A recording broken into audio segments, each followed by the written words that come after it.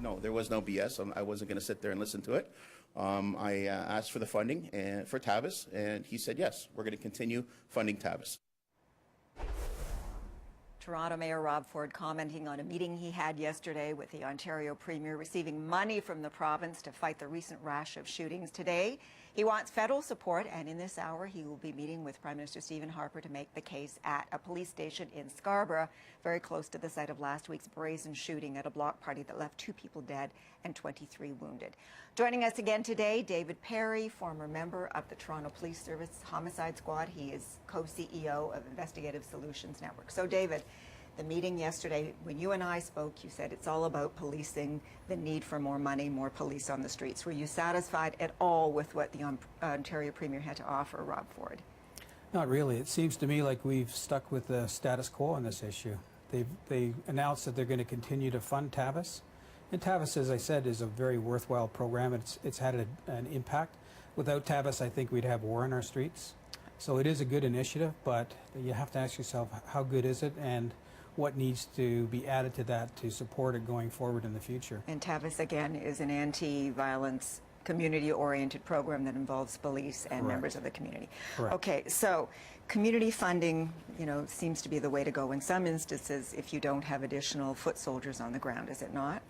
Yeah, and I think the point that I'm trying to make here is that we need, you know, based on the violence that we're seeing again this summer, and this isn't the first. Right. We need enforcement first, and we need police officers to do that. And that, again, has to be followed up by some social programs, and really rock-solid social programs aimed at some of the issues, including fatherless homes and children being raised by gangs instead of by a parent. Okay, I know you're not a politician, so you're not going to be able to talk money, but basically the Premier told Rob Ford, go find the money in Toronto. So today, Ford is meeting with the Prime Minister. Right. Like-minded here in terms of getting tough on crime. Do you think anything will come out of this meeting? It's hard to say. I'm not overly encouraged by what I'm seeing so far, but if somebody wants to step up and pick a number, this is how many more police officers we need, and this is the funding that we're going to put in place to support that, then for me personally, I think a lot of people in this community would think that that would be the right step to make, but it would be significant. We're not talking the usual press announcements where Toronto Police have just hired 200 new officers. That wouldn't backfill the officers that had retired in the previous 6 months. We need, you know, something that looks really solid in terms of numbers.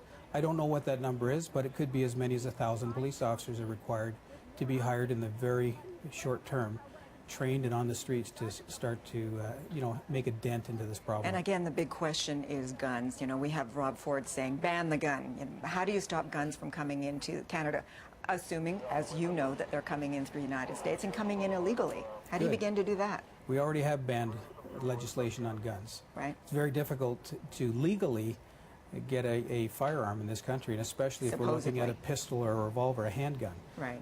So you can ban that all you want. Drugs are banned, and our streets are filled with drugs.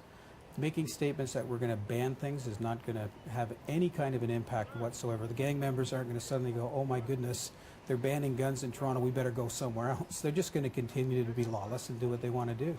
So again, we need action. We need police officers in these communities on a full-time basis, not a let's go in and clean it up and leave, and when they come back, we'll come back, cat and mouse kind of a situation. They need long-term solutions, and that's boots on the street.